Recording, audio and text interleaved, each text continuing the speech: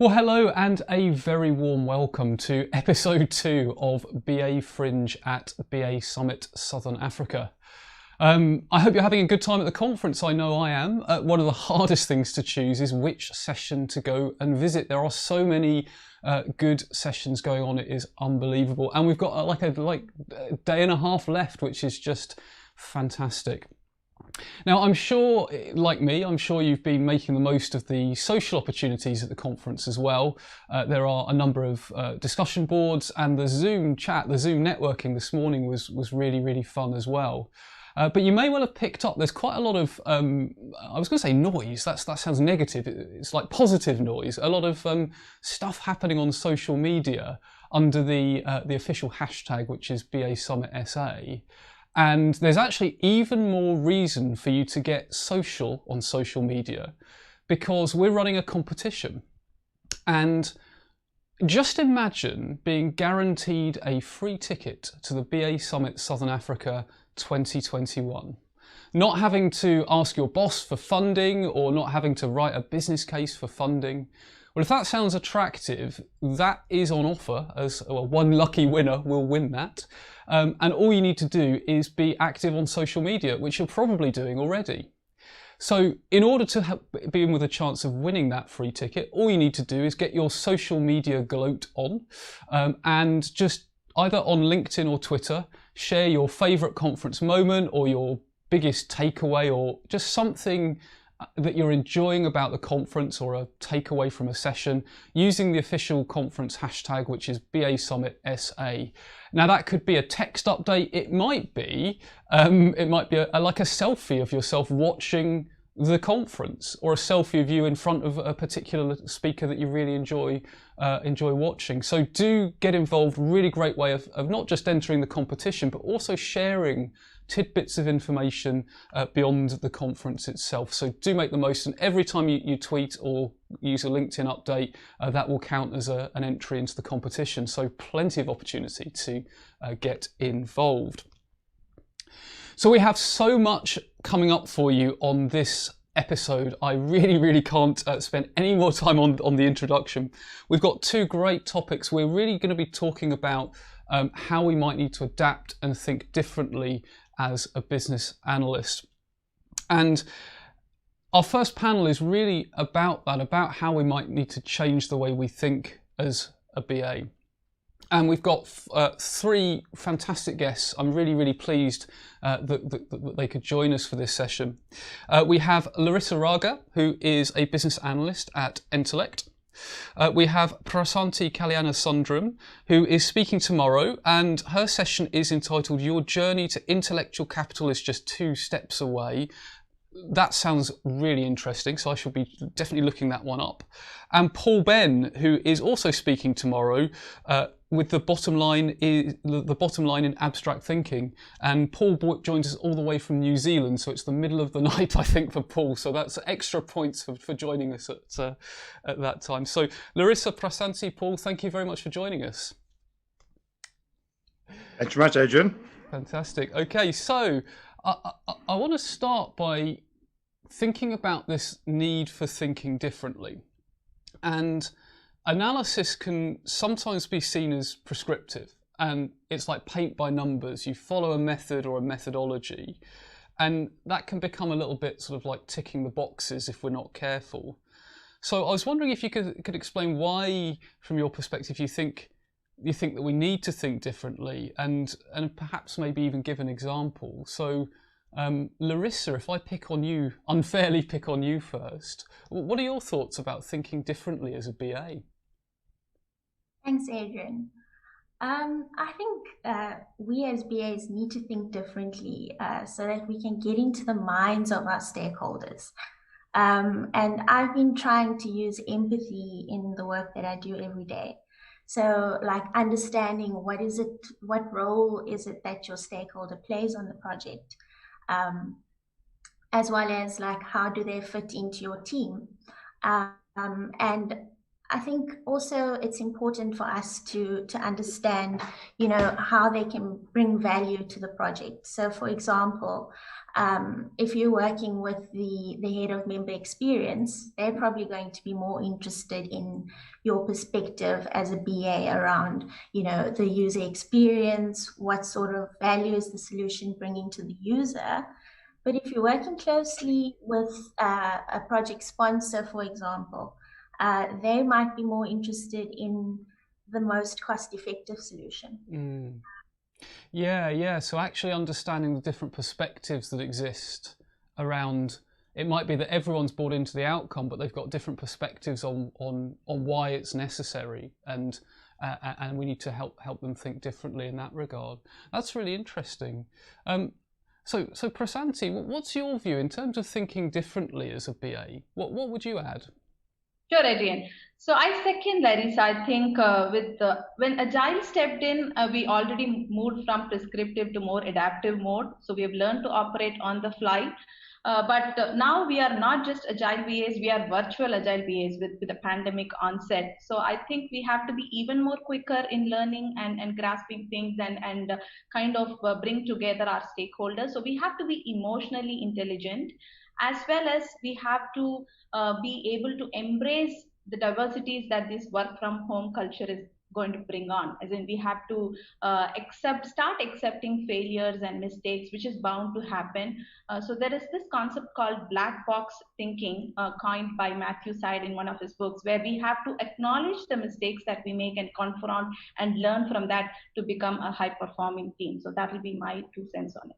Fantastic. So diversity, and it's interesting you mentioned diversity, because like black box thinking, I read that book, I loved it, and his next book, Rebel Ideas, talks about diversity of thinking as well. So there's that thread going through. So there's the different perspectives, there's the understanding different outcomes, there's the diversity, there's the black box thinking.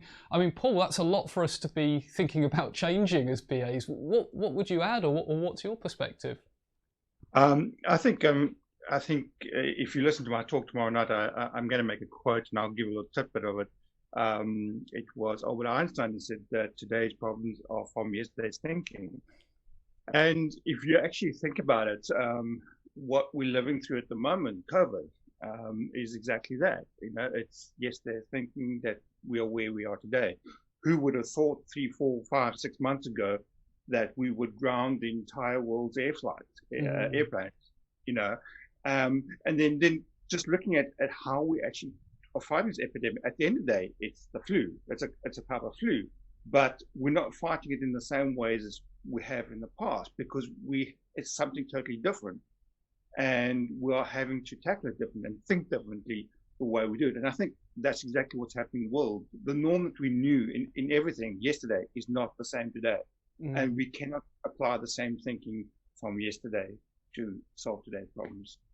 That's really interesting, Paul. And as you were saying there, I mean, so much was whizzing around in my head about agility, organizational agility, flexibility, and the fact that sometimes best practice, which worked fine for decades, no longer applies, because the world's changed around us. So we have that adaptability and agility. So. Well, I mean, one thing, Paul, actually, that might resonate with you in terms of ways of thinking differently is you get that situation where perhaps a stakeholder is wedded to a solution. So they've fallen in love with a solution before thoroughly understanding the problem. And I wonder, do you have any tips for kind of bringing people along on this journey of thinking differently? Because it's all very well for us as BAs to think differently, but we need to have everyone challenging each other for it to work. Yeah. At the risk of sounding like I'm punting my talk tomorrow night, so I'm actually going to be taking listeners through something that will help with a conversation around that. That will help you to walk your stakeholders through a kind of a 5 whys with some design thinking principles in there, and get them away from the solution, but actually think broader, to think abstractly, and to evolve an abstract thought into a more concrete conceptual thought. Yeah. So I think it's a conversation, and I think there's a framework which I'm not going to give too much away because I want all you guys to attend tomorrow. And so yeah. Fantastic. But that idea of abstract thinking and abstracting away and before becoming concrete, that fits very well, very neatly with that sort of design thinking, doesn't it? So, that how might we question. Yeah, definitely. Okay, and so Prasanthni, if you were faced with a stakeholder who'd fallen in love with a solution before understanding the problem, and if you wanted to help encourage, cultivate that kind of conversation that Paul's talking about to help others think differently, would you have any ideas or tips on how to achieve that? Sure, Adrian. So I believe this cannot happen overnight. This is kind of a culture that you have to gradually and consciously build with your stakeholder group. And I kind of put forth my idea in 3 A's. I mean, you have to embrace 3 A's, just like as a AAA battery. You have to accept, adapt, and appreciate. So accept your stakeholders with their beliefs, with what they want to bring on. Sometimes it could be wrong. Sometimes they're not fully understanding the context. But I think first you have to be there with them to fully accept all their strengths and limitations and make them feel belonged. And then adapt, be situationally aware and be agile. I mean, in a sense that you have to be very flexible and listen to their concerns and play on their strengths and weaknesses. And finally, you have to appreciate. I think at this moment, appreciation is even more needed because we are all dealing with uncertainties. So we have to acknowledge each other's work and get onto an appreciation and celebration mode. So I think once we have adapted or embraced these 3 A's, slowly the group will follow us or be able to, I mean, they'll be open to us when we put forth a new idea or think differently and want to try that or experiment that out. It's really interesting, isn't it? Because the adapt and the appreciate sometimes forgotten, isn't it? That actually there's actually effort involved in adapting, and sometimes that I guess we need to take time out to say, look, actually we've changed. You know, we've all been through a lot of change.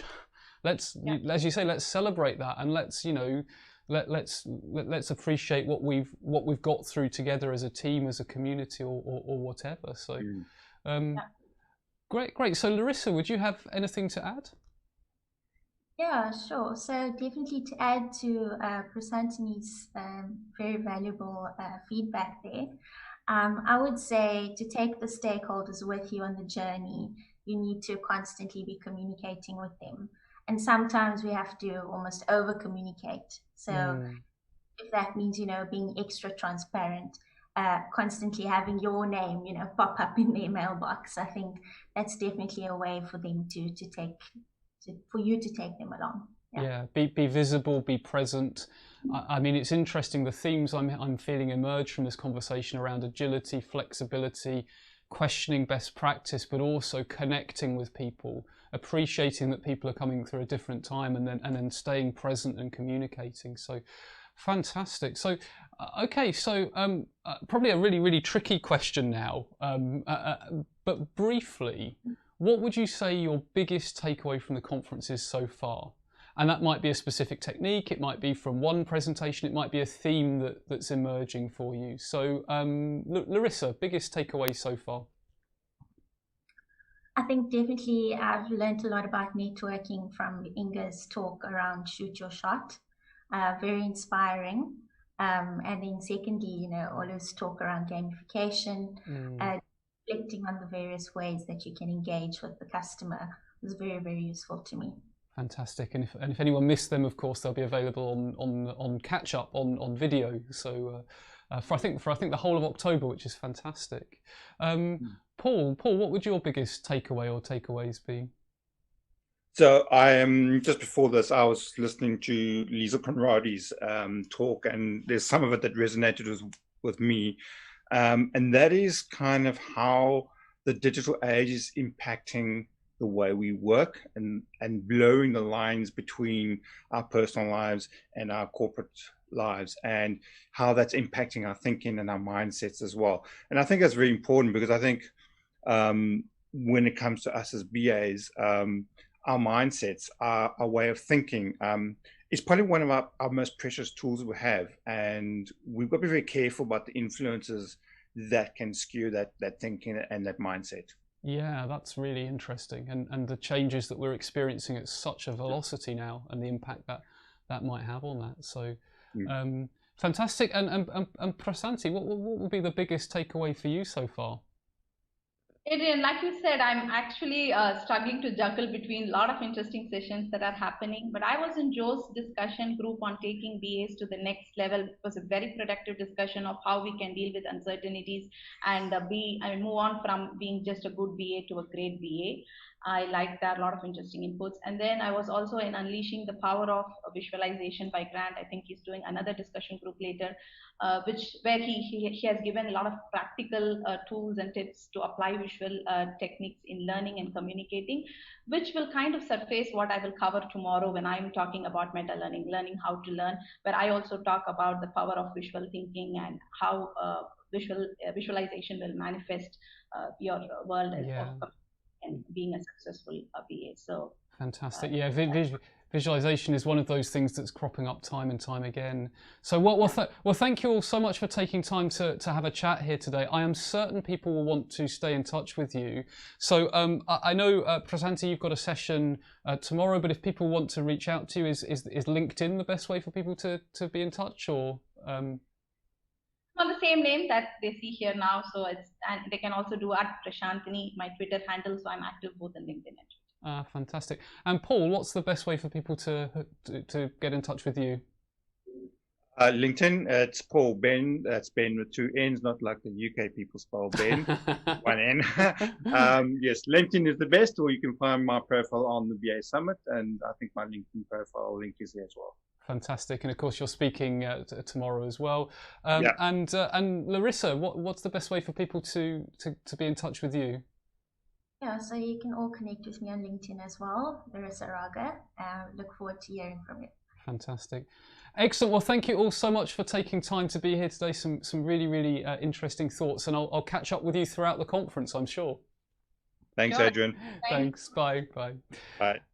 Fantastic. Well, so I think whether you're watching live or whether you're watching the recording, you'll agree there's a lot for us to think about there. Now, the panel there mentioned connecting on social media. Just a reminder, in case you tuned in a little bit late, there is a competition running. This is always a very social conference on the conference platform, but also on social media.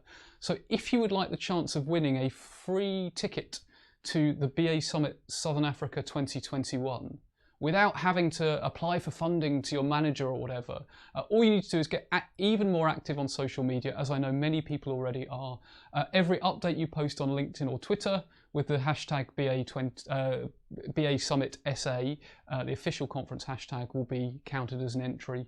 And you could do things like share a selfie of you watching your favourite speaker, or if you've made a mind map, take a snapshot of it, share it with the community. Sharing is caring, as they say. So we have another fantastic section to move on to. Have you ever wondered what digital business analysis is, or perhaps how the world is being disrupted, and how digital might be even more relevant for us than it was beforehand? And I mean, it was relevant beforehand. Well, we've got you covered. So Karabo Kgotsane is going to talk to us a little bit about digital business analysis, its relevance for us in the current context. So Karabo, over to you.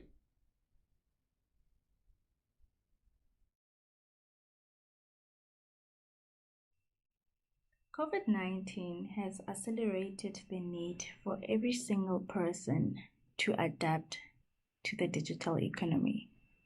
We've had to learn how to virtually work with our colleagues, how to always be connected, and how to acquire the necessary digital skills that will enable us to continue adding value to the organizations and to our stakeholders.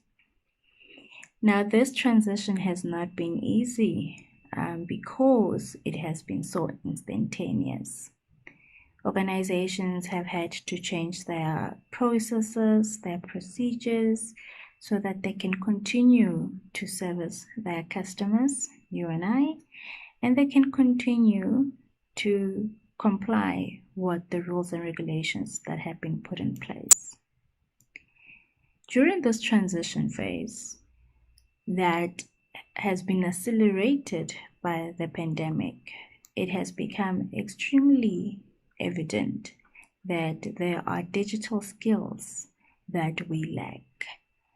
Skills that are necessary for individuals that make up an organization, as well as the organization itself, to transition and to accelerate their digital transformation. So you see, digital transformation is no longer a topic of argument.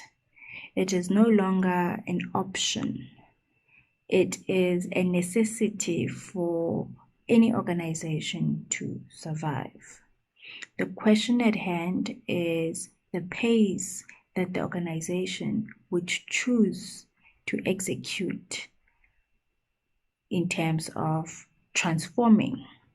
And when we talk about digital transformation, we used to previously identify different initiatives that we would embark on that would assist us to change the organizations in order to service the customers better or increase revenue. Primarily, these initiatives would be scoped from a process improvement perspective. They would be scoped from a customer experience perspective, and so forth. Due to the pandemic and due to the size, the urgency of adopting within the digital economy, the conversation shifts, and it shifts to say digital transformation is no longer an option. It's definitely mandatory. The question is the pace of the digital transformation. Over and above that, the question is the digital business model. You see, prior to the pandemic, we had the freedom of gradually transitioning an organization. Basically, we had the freedom of gradually changing how the organization works. We would choose a product line to change.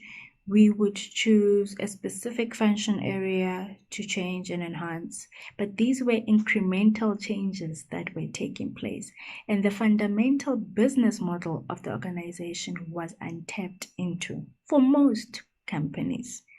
With the pandemic and seeing the necessity to accelerate organizational digital transformation initiatives, it has become evident that the transformation initiatives that organizations need to embark on now need to actually be at the core of the business. And when we talk about the core of the business, we are talking about the organization model. We are talking about what actually the business is. We're looking at the business holistically, all the way from the supply chain to its revenue model, to its value proposition, to its cost structure, to its customer segments. Holistically, how does the organization need to change in order for it to survive within the digital economy? Now, with this being said, we have obviously seen that there is a lack of digital skills. And when we talk about digital skills, we're talking about the ability for an individual to use digital devices as well as communication applications and network resources to monitor, to access, to drive insights about the organization and add value. So this means that our human resource, or whatever type of resource an organization is going to embark on, is looking for resources that are able to drive innovation from a knowledge-based perspective. The digital world or the digital economy is now driven from a data-driven perspective, where insights and innovation are a key asset for an organization. Having said that,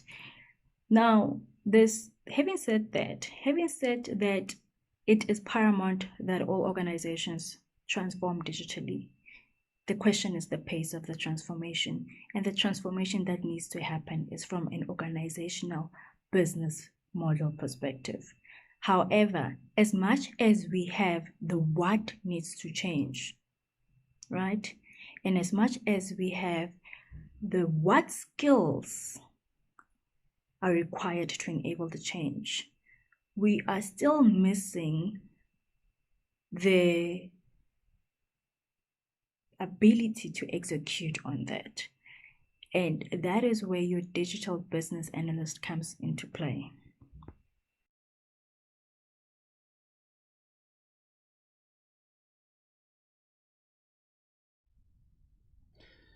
Fantastic. Well, some really thought-provoking ideas there, and very, very relevant for the world we live in, that we live in today. So fantastic food for thought for us to be thinking about over lunch. Now, we actually have a shout out that's come in. So I just need to get my tablet PC in to read this. It's from Danelkis Serra, and Danelkis says, our IIBA South Africa chapter leaders deserve a big shout out. Congratulations on continuing to unite our communities of business analysis professionals. Great lineup of speakers and content. Thank you for your dedication to our profession and providing a platform to flourish.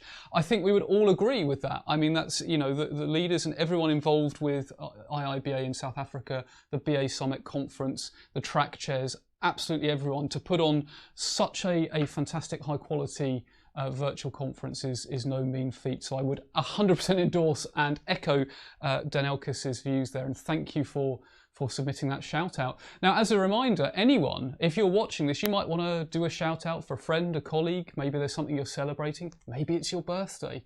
Or maybe you've got, there's something you want us to celebrate or say, a particular technique that you've learnt that you want to share with others.